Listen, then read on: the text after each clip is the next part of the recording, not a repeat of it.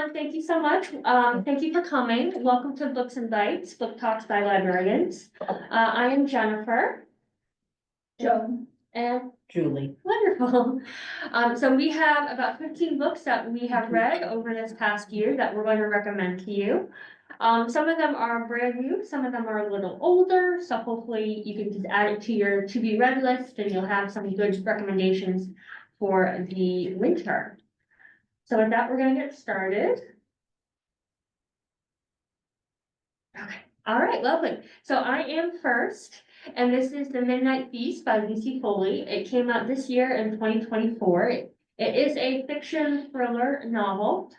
So ever since the guest list blew me away in 2020, I knew that I had to read every single one of Lucy Foley's books for the foreseeable future.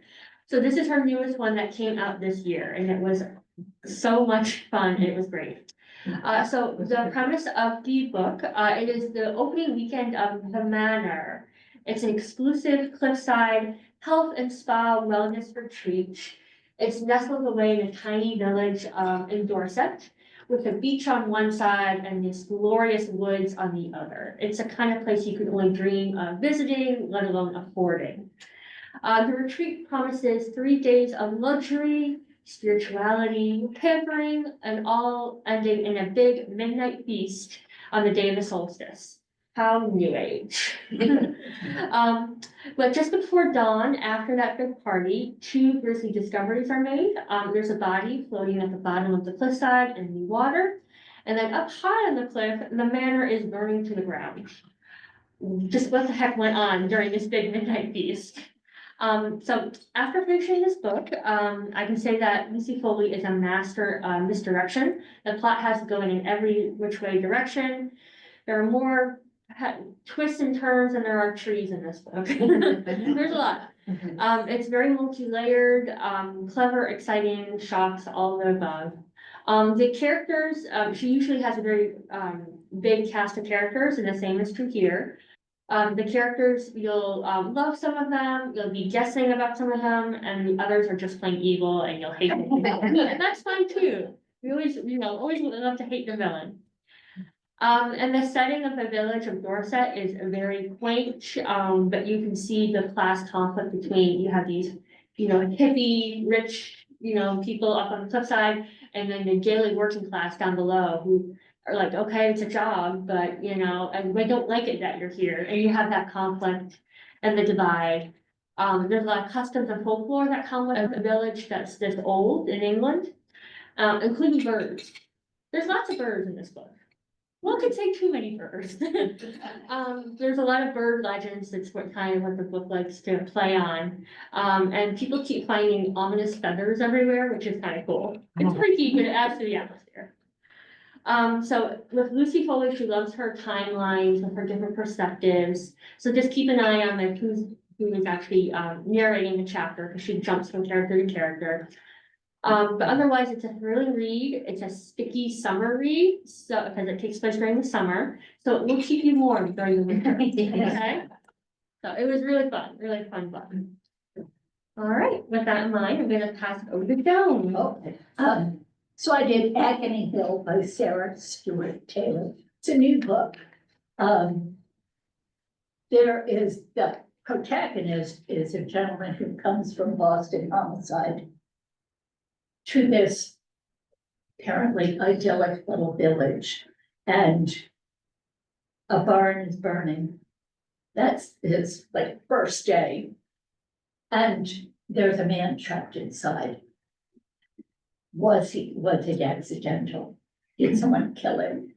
Well, have to read it to know, but there's a certain amount of uneasiness between the townspeople and the new cop and the family, one of whose members has died, because they're incomers. And it's 1965 and Vietnam is beginning to ramp up, and people are beginning to want to go back to the land.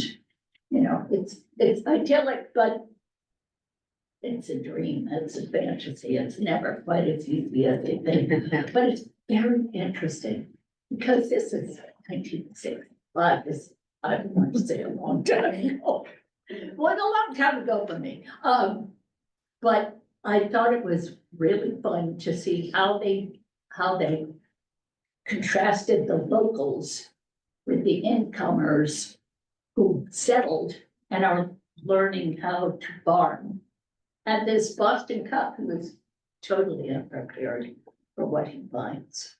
But it's interesting. Anyway, that's it.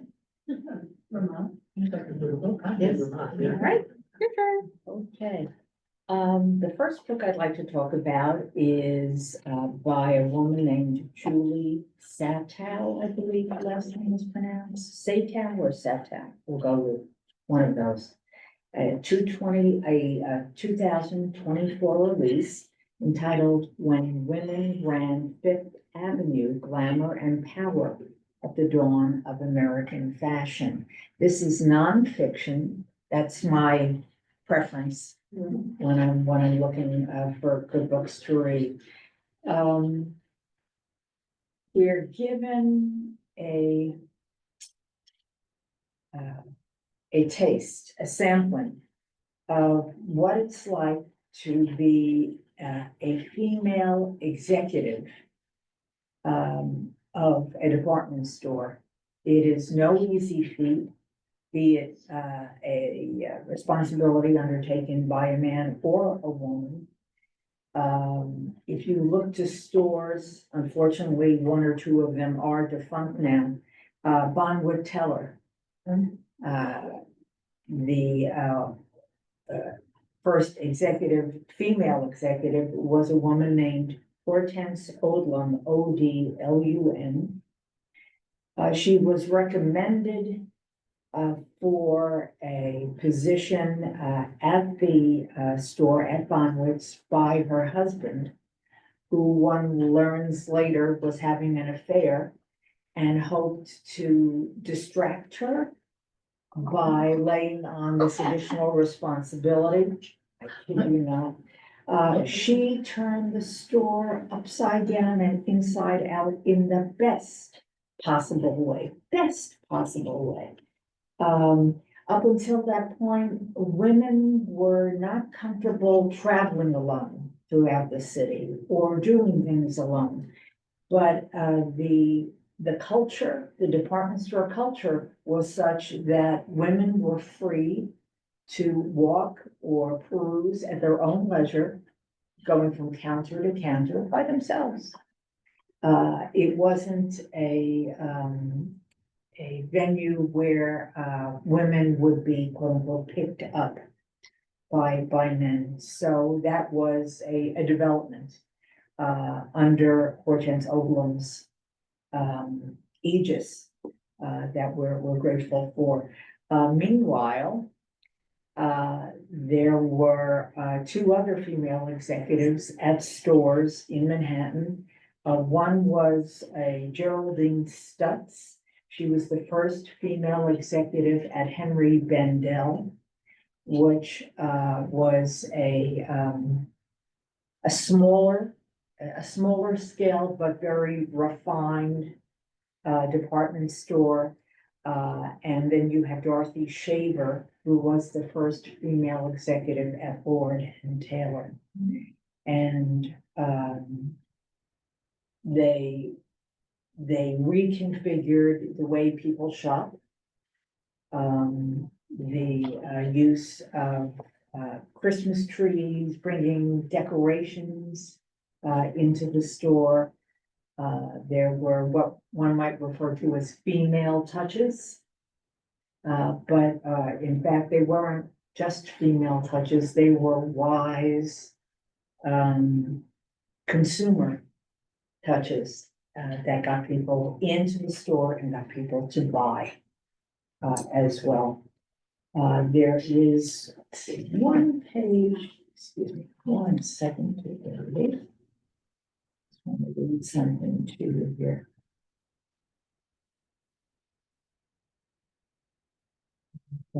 This is the very last paragraph of the book before the acknowledgements. which I think encapsulates a lot of what the book itself is about and what the author is trying to get across. Department stores were a brief idyll, a safe space where women who wanted a more dynamic life, who wished to explore their ambition without ridicule, could find reprieve and support. And this is the author writing. And while I look back on this period with admiration and even a tinge of romance, I am grateful that I came of age now. While there is undoubtedly a mountain of obstacles women in the workforce must continue to overcome, I have more options than these pioneering women ever did. And I am optimistic that my daughter will have even more choices than I had. And again, this is when women ran Fifth Avenue, glamour and power at the dawn of American fashion. All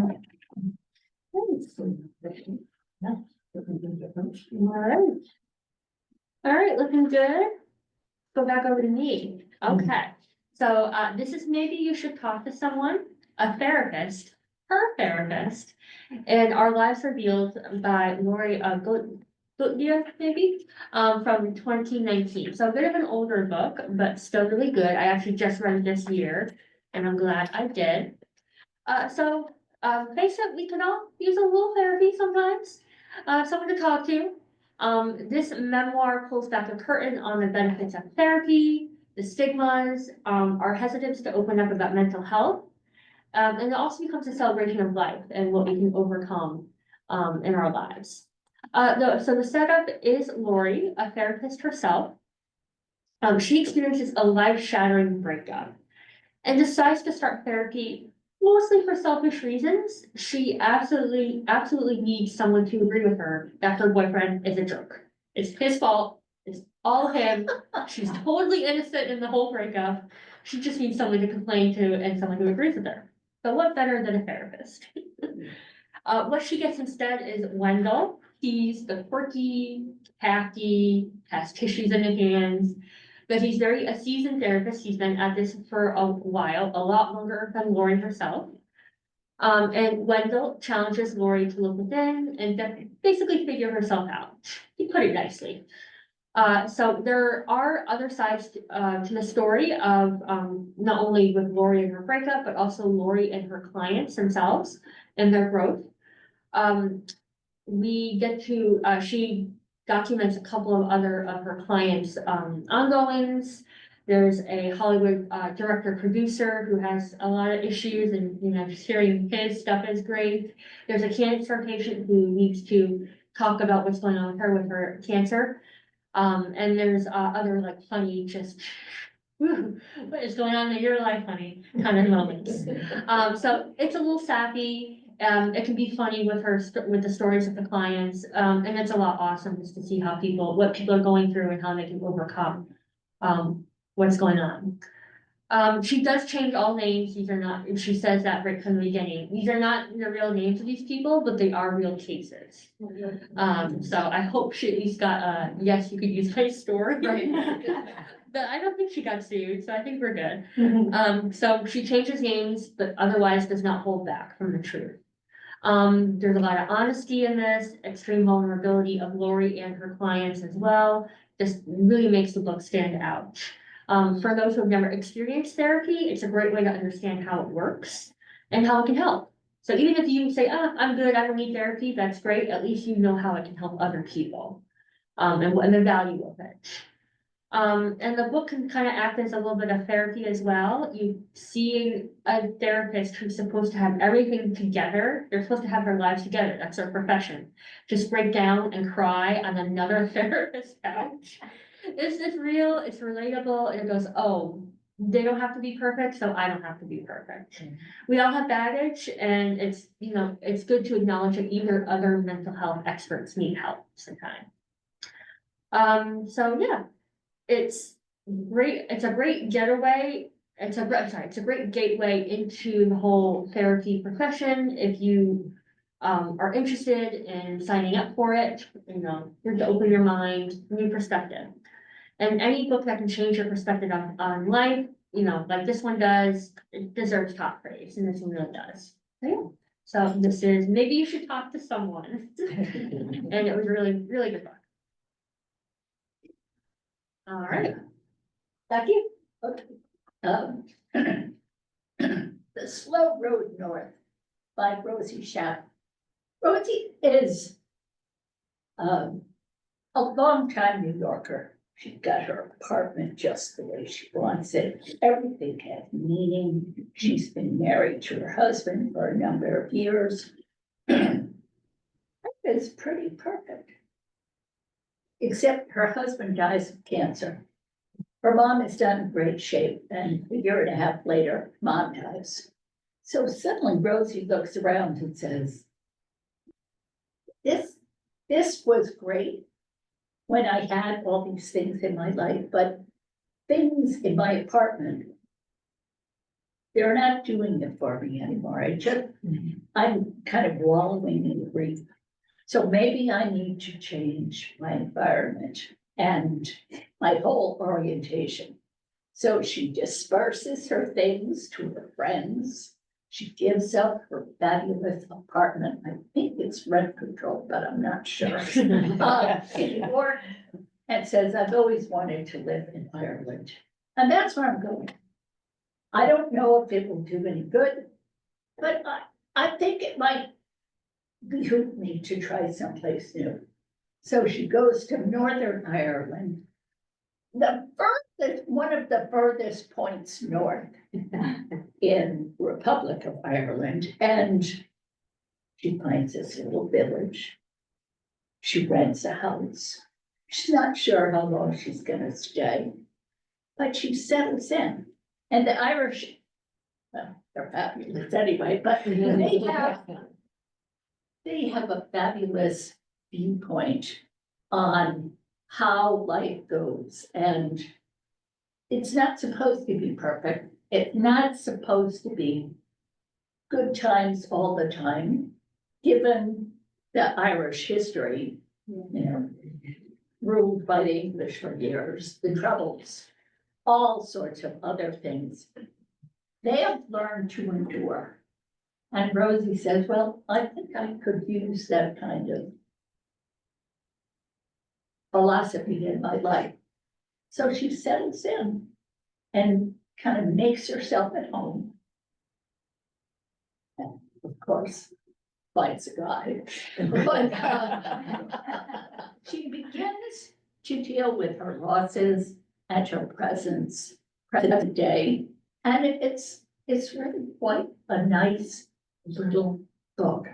I mean, it's not earth shaking, but it's positive.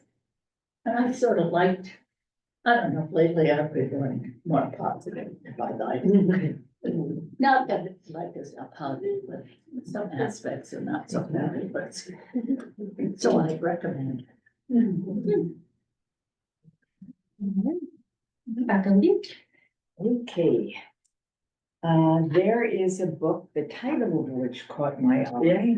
It's called Book and Dagger, as opposed to Cloak and Dagger.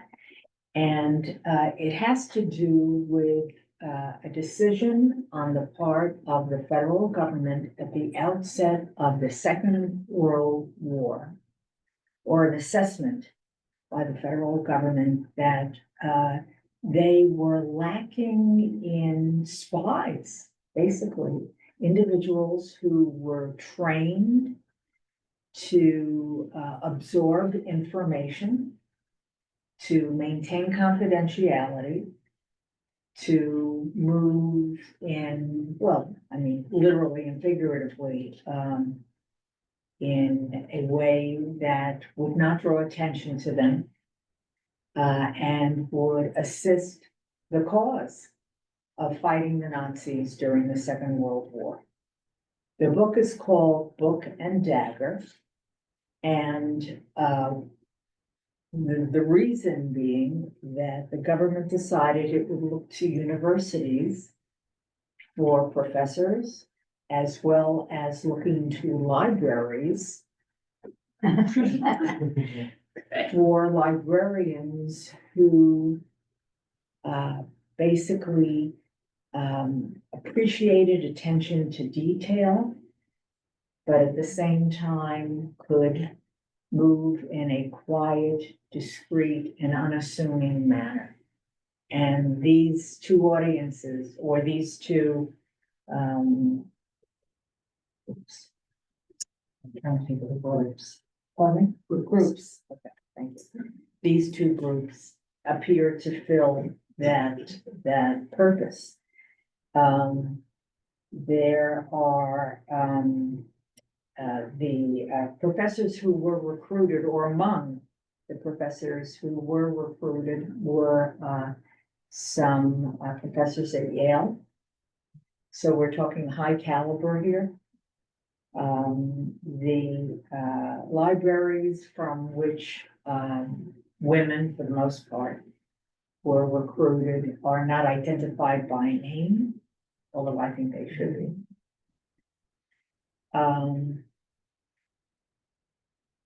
It's, the author's basically providing you with the spy training that each individual received and how they were taught to blend in, no matter what their assigned task was, and no matter in what country they found themselves. There's a lot of information in here. One minute I found myself reading what I just imparted to you, and then a couple of chapters later, I'm on the beach, at Normandy, with US troops. So, it's far reaching. The author herself, and I think that's a little bit of what drew me in, doesn't seem to be anything except brilliant. She's got 3 degrees, one from Princeton, one from MIT, and excuse me one second here, and one from Yale. Wow. I figured, it may be a little bit difficult for me to keep track of why she's jumping around, but it was important that I see it through, and I did.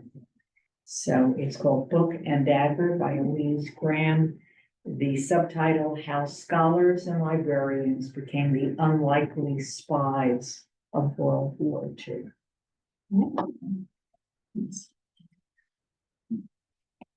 All right, so back to me. All right.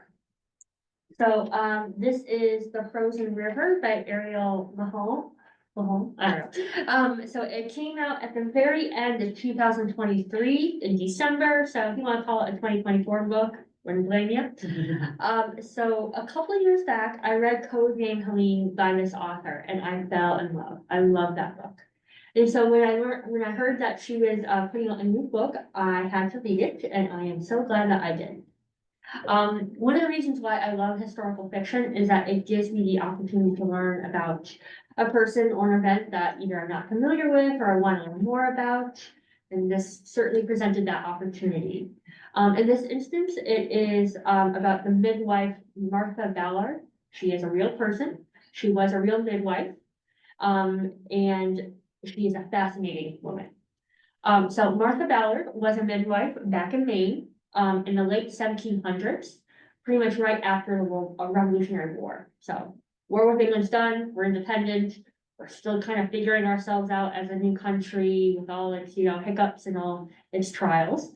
So Martha was a midwife, and she kept a diary every day, noting her work as a midwife, as well as other stuff going on in her community in Maine, a small town called Hollowell.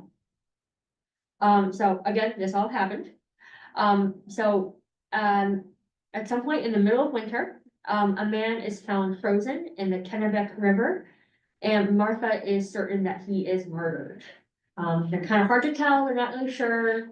Back then they didn't really have autopsies, but he's like, well, it looks like he was murdered. He didn't just, get stuck and drown or whatever. And even more suspicious is that this dead man is one of the 2 men who was accused of raping a woman, a few months ago. And it seems like someone is out for revenge. That case is now going to trial, and Martha is a key witness. And she won't stop asking questions, and especially as a woman back then, how dare she ask questions? And she's determined to find the answers, especially needed to advocate for the women at their most vulnerable, those who have been victimized by, the community, those who are having children out of wedlock, those who have lost their children, because it's very dangerous back then to have kids, as you know, so Martha has both seen life, has seen death, and has seen a lot of strife. So all of this is kind of true, for the most part. Ariel, took Martha's real life diaries, which still exist today. They're in like Old English. I would recommend reading them, but they still exist. So she took these events from Martha's diaries and expanded on them, refined them, turned them into a story, a great story. You get a glimpse of daily life in a small post-revolution town in America, and also the life of women back then, very different. And history often lacks that everydayness of womanhood. It wasn't just kids and cooking, you had people, the midwives, you had healers, you had, the wives of, very prominent men and people who were forgotten by society as well. So you have this book is kind of like a small town whodunit, who killed the dead guy in the river, what happened with this whole case with the victimized woman.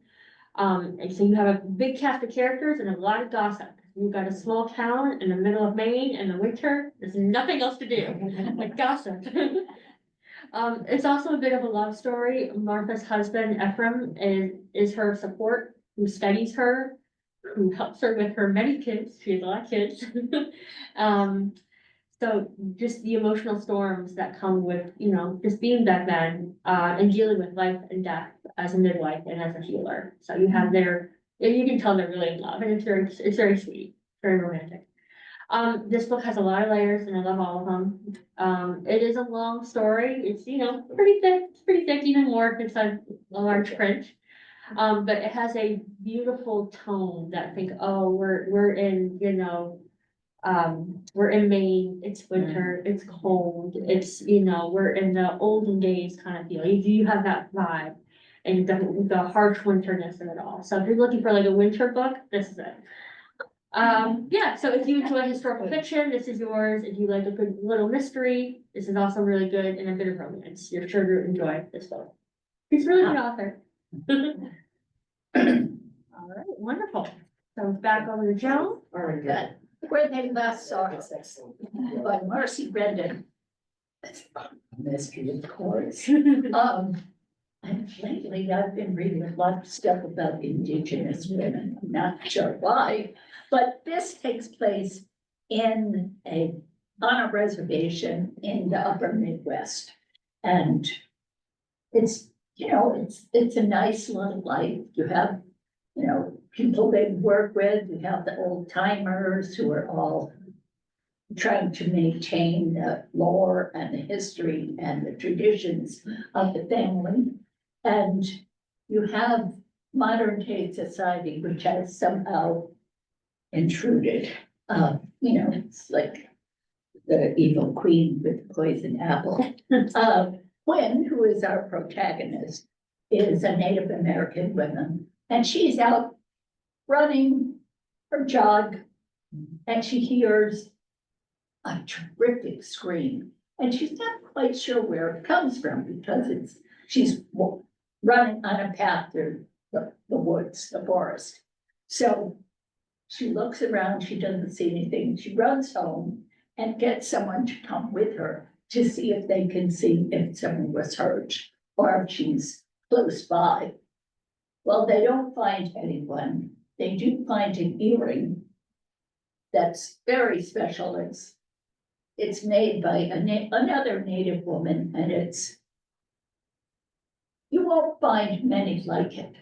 So they know that it belonged to someone who had worn it, had gone to this woman and purchased these earrings. But they see no sign of the woman who had been wearing the earring. So they try and figure out what's going on. And of course, in this part of the world, Native women, I don't say they go missing often. It's not unusual for people to disappear. They do have oil rigs in this part of the country with camps full of men with money and not a lot of restraint on what they do in their off hours. The Indians also have a casino hoping to separate the men from their money. But one of the things that happens is that some of the Indians go to this casino too. They often work there, and these lawless men are happy to help young girls overindulge in spirits and, you know, take them out, and who knows what happens to them after that point. So Quill is still concerned about, you know, all these missing women, and she does something about it, but it's a problem without a solution, given the number of lawless men. And all she can do is collect her tribe around her and try to be safe and watch out each for the other. Very interesting, and it's pretty depressing. Well, because, I mean, lately I've been hearing all about Canada's bunch of, they have red dresses, which they hang in the woods to symbolize these Indian women who have disappeared. And there is no answer to what's happened to them, but they're trying to publicize it so that people will become more aware. And this was an interesting book just about that from the sociological point of view, because they have a lot of different agencies, state, federal, Indian agencies, all of whom are supposed to protect the people on the reservation, and few of whom actually manage to do anything about it. So it's an important thing to know about, but it's not a happy book. But it's useful knowledge. Yeah. I want a happy book Go ahead, Julie. Okay. Another fashion-related title is that I've chosen and did read and did enjoy immensely. Is entitled Empresses of 7th Avenue by Nancy McDonald. If one were asked, well, what is the book about? In short, the response would be the evolution of American fashion. Unfortunately and sadly, it took World War II to spur the creation on this side of the ocean of an American fashion style that would satisfy the women who shopped in New York City. Until the Nazi invasion of Paris, the French had cornered the market on high fashion, even for the New York elite. But slowly but surely, over the 4 or 5 years that ensued, this attitude changed. Basically, changed throughout the war years. The goings and comings of designers from New York to Paris and back again underscored the sense of competition that existed between the two cultures in terms of vying for the reputation.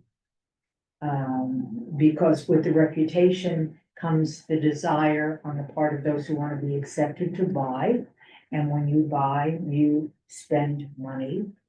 And that was something that, whether it be American on our side of the ocean or Parisian on the European side of the ocean, was very, very much needed and desired. She doesn't skimp on the details of the travels of the designers, the going back and forth between New York and Paris, or the details of design that turn the attention of the American purchasing public to a more relaxed and a less contrived style that Americans could claim as their own, kind of something that was genuinely American. One can only wonder, I mean, I'm not thanking anybody for World War II. It should never have, trust me, it should never, ever, ever have occurred. But having occurred, one could perhaps say that American style is really a product of the influences that we see around us and that prevail at any given time.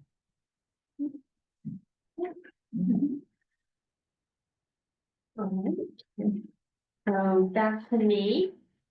Okay, so here we have The God of the Woods by Liz Moore. It is a fiction book and it came out this year in 2024. It's gotten very popular, which I'm happy about because it's a great book. So love the title, love the cover. It's a gorgeous cover. So here we have the summer of 1975 at a camp in the oh God, I always say this wrong. Adirondack Mountains. We have 13-year-old Barbara Van Laar vanishes from her cabin. They wake up in the morning and we have a camper who's missing. She's gone. And everyone panics. Oh gosh. To make even things worse, not only is this a 13-year-old girl who has gone missing in the middle of the woods, in the mountains, her family, the Van Laars, are a family of wealth. They're even the owners of the actual land of the actual camp itself. So that's really bad. You just lost the daughter of the camp owners. So even worse, is that 14 years earlier, the Van Laar's young son, her older brother, also vanished from the camp. What were you doing sending your daughter to the same camp? What were you doing? But it's family land, it's family owned. She's gonna be fine. She wants to go. Guess not. So how can a tragedy strike the same family twice? What is going on here? Is it a coincidence? Is there something more sinister at play? You'll have to read it to find out, and it's a great answer, and it's just really great. Color me impressed with this story. It's a really, really good story. It's my first book by Liz Moore. It's not her first book. She has written other stuff, but I've never picked her up before. This is my first time. I'm glad I did, and I'll have to check out her other books as well. It was just a great introduction.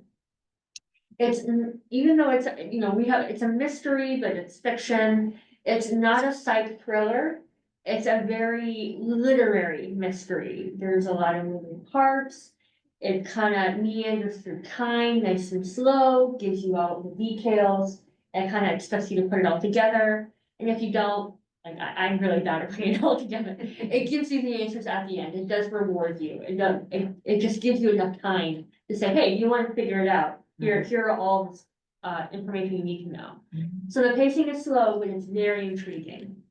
There are a lot of characters, especially because it kind of jumps through time, because you kind of go what happened to the brother, 14 years earlier, and then going to Barbara, who just disappeared, and what's going on with this family who keeps losing children. There's just a lot of characters, and you've got the community around them, the police, you got the people who work at the camp, because you got this wealthy family who owns all this stuff, but of course you have to staff it. And so you're staffing it with the locals, and they've got their own stuff going on as well. So big cast of characters. So you have a bit of jump around with the time with the characters, but Liz does a very good job telling you where you are, who you're with, and just giving you time to adjust as you go. So that's really nice. You will have a hard time putting this book down, because you just need the answers of what the heck is going on. And as I said, the ending is just really satisfying. So it's a layered mystery. It has a little bit of police procedural, multi-family drama, and just really some historical context as well from the 70s kind of thing. So yeah, I'm now a full-fledged Liz Moore fan, gonna read more, and I mean, I wouldn't be surprised if this book is like on the list for like best books of the year, because it's just kind of always been out. I had to like read it rapid read style, because it was just always out. Yeah, so really, really good book. All right, back over to Joan. Okay, fiction. The Heart's Invisible Furies by John Boyne. 7 years in existence, so we're moving backwards. It's a story of, Is that Ireland again? yeah. I didn't know. I mean, I knew, but I wasn't thinking, oh, to Ireland. Anyway, Cyril is the product of a poor young lady and the well-bred son of a nobleman. We can guess how this turns out, right? She's forced to give up her, well, she gives up her baby to, a Romanian hunchback nun, which is a theme that goes throughout the book. And Cyril is adopted by a family, a husband and wife. The wife is an author who doesn't believe that anyone should read her books. And the husband does whatever husbands do in this society in Ireland. And Cyril is always told, but you're not a real Avery. So we follow him at 7-year increments as he is a kid, as he gets to be a preteen, a young adult. And Ireland is at this point not terribly open and not accepting of people who are gay. So Cyril is forced to hide who he is. And it's only as Ireland loosens up, as the Catholic Church has not been able to maintain its control over Irish society, that we see Cyril come into his own as a real person, as someone who recognizes, okay, I'm gay, get over it, people. It's as much about Cyril as it is about the Irish society, which I couldn't actually believe it was as repressive and controlled by the church as it had been. But, you know, I'm not Irish, so I don't know these things. So for me, it was just very interesting just to see how everything had evolved in the last 60 years. Very interesting. He does actually meet his mother. I mean, it just, as a happy bit of news, he meets his mother who had given him up, and that was quite nice. Anyway, I was just looking at the picture, and the author who did The Boy in the Striped Pajama. I'm sorry. Yeah, this author is the one that did The Boy in the Striped Oh, Pajamas. yeah. Well, I didn't recognize the but author. it's totally different. Yeah, I just didn't realize, I haven't gotten that book in a while. Can't help you. Okie dokie, all right, Dr. Julie? Okay, there's one title of the 5 that, I have not yet read, full disclosure. Okay. I said it was okay. And Jen said it was okay. It's entitled The Fox Wife by Yang-C Chu. And it appeared on the New York Times bestseller list. As I said, my eyes were bigger than my stomach, so I put this piece of fiction on my plate, intending to consume it in time for today's discussion. I should say that on the jacket of the book itself is described as, quote unquote, a stunning novel about old love and second chances, the depths of maternal love and ancient folk tales that may very well be true. Boy, I tell you, that last sentence itself would get me to sign on to this title in a heartbeat. So this is what I look forward to reading next. She'll How- talk about it next time. And if you want me to, I'll be delighted to do so. There is a fifth book on here that I did read, but we'll get to that. I'm jumping in that. I'm going to finish, so you're next. Oh, Yeah, okay. sorry. The Book of Charlie, Wisdom from the Remarkable American Life of a 109-year-old Man by Davy Von Grail. Anyway. Charlie was born before electricity, before cars, before highways. Charlie has seen 1,000 things come into existence that no one ever dreamt of. And Charlie manages to look forward to the next invention, the next adventure. And it's a wonderful story about a man who's always looking for the bright side, looking to learn something new, not sit and wait to die, which is so nice. So he has several precepts. Spread joy. Oh. Pretty nice. Take a chance, which, sometimes I think we get too settled. And we're not willing, we don't want to get out of our comfort zone. Enjoy wonder, make mistakes and learn from them. Because every time you make a mistake, there's something there that you didn't know before. And the last is focus on the positive. This is a man who just went from essentially Stone Age to computers. I mean, that's, when you think about all the things that have come into being in 109 years, that's kind of amazing that someone can maintain enthusiasm for life. But he had it and he enjoyed his life and he was in great shape till he wasn't. How was that? I mean, I really enjoyed the book. You gotta.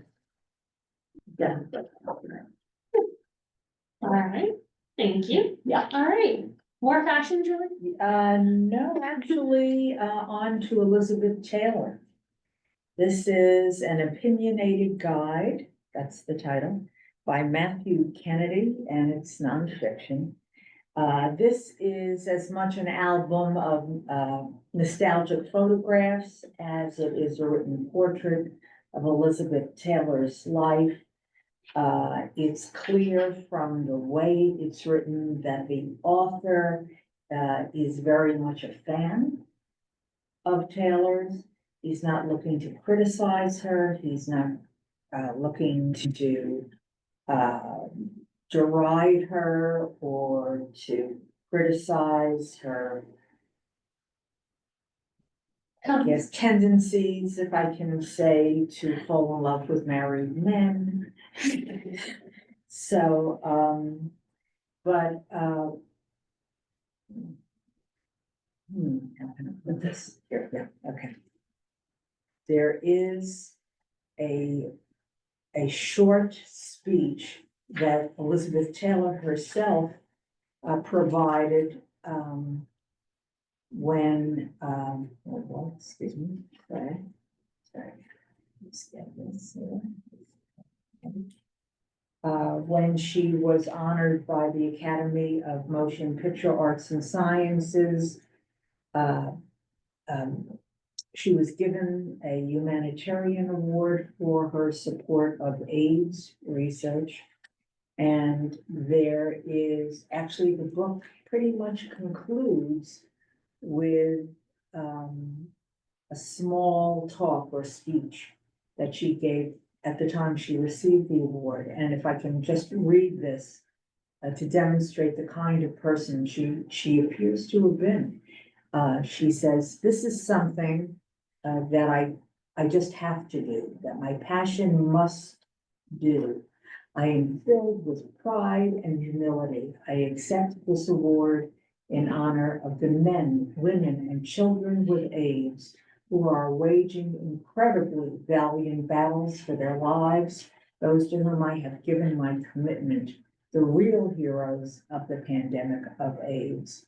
I will remain here as rowdy an activist as I have to be, and God willing, for as long as I have to be. Tonight, I am asking for your help. I call upon you to draw from the depths of your being to prove that we are a human race, to prove that our love outweighs our need to hate, that our compassion is more compelling than our need to blame, that our sensitivity to those in need is stronger than our greed, that our ability to reason overcomes our fear, and that at the end of each of our lives, we can look back and be proud that we have treated others with the kindness, dignity, and respect that every human being deserves. Thank you, and God bless. Now, this is a side of Elizabeth Taylor one does not usually read about or see.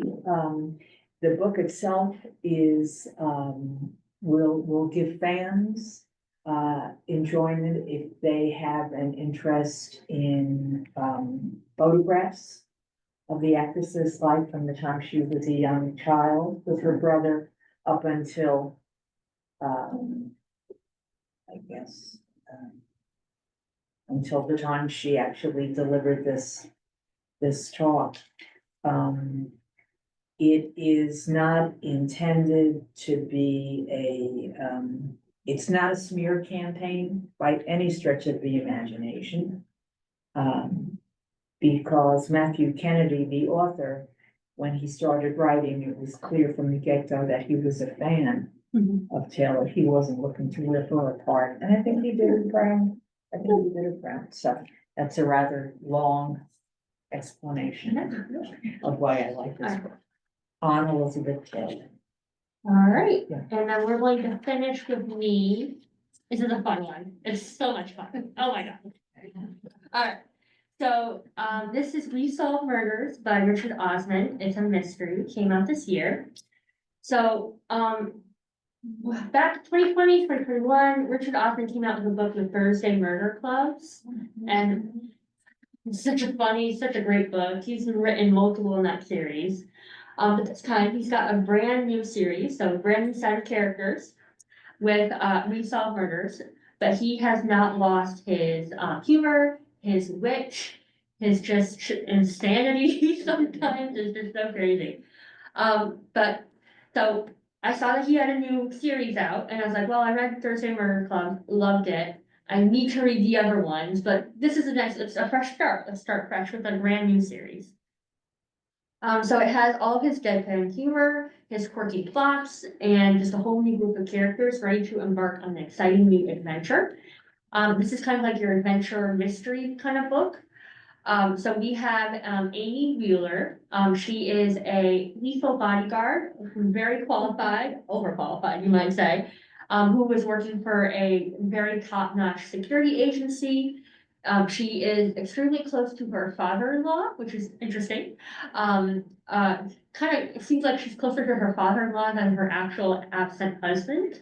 But you know, they get along great, so that's great. So when an international criminal and money launderer decides to have Amy killed to tie up some loose ends, it's up to father-in-law Steve Wheeler, a retired policeman, to come help Amy to get out of this bind. And then you have Rosie D'Antonio. She's flamboyant. She's a renowned mystery writer. She's kind of like in her 70s and she does not care anymore. She's got the money, she's got the experience, and she's like, let's go, let's do it. And so you've got these three characters, these are your main characters. And so we have Amy, Steve, and Rosie, and they just need to figure out who's after Amy, what's going on, how do they save the day, how do they win. They're jet setting literally around the world because Rosie has a private jet. Of course. It's kind of like a roller coaster. You're jumping from this location to this location. They're making friends, making enemies. They can charm anyone because they're British and they know what they're doing. So Osman's strength is his wit, his sense of humor, his ability to make the ridiculous feel sublime, to feel, oh, this is just every day, this is normal, this is great. No other author could put a retired ex-cop, his daughter-in-law, who's a bodyguard, and then his extremely wealthy, best-selling author together. You know, sprinkling some criminal world. There's a cat named Trouble. I mean, it's just a very fun mystery read. You're gonna laugh out loud at several parts, I promise. It's intensely readable, a jolly good time, and just highly recommend it if you're looking for a fun time. So it's a fun, That sounds good. yeah, so if you've read the Thursday Murder Club, you'll love this. If you can't get this, do Thursday Murder Club, because it's kind of the same thing. You know, same kind of writing style and the humor and just a lovable cast of characters, so. Classic British. Yeah, great. It's really good, it's really good. All right, wonderful. So that takes us to, 1 o'clock. Thank you all for coming. So, coming up in February, we have to pick out the date. Time just slips by us. So, in February, there's gonna be, book tastings where we're gonna recommend books that are kind of come out in 2025 that you might want to put on hold already, so you're not waiting forever. So this is books we're excited about, coming out for 2025. So it will be in February. I just have to finalize the date and it'll be in February. And we'll have to see you then. Thank you. So with that, thank you for coming. Thank you. Please grab food, bring home. And if you want to check out any books, books are back there, so you can grab something you like and you can check it out at circulation. And thank you all for coming. Even in the rain, yeah. I went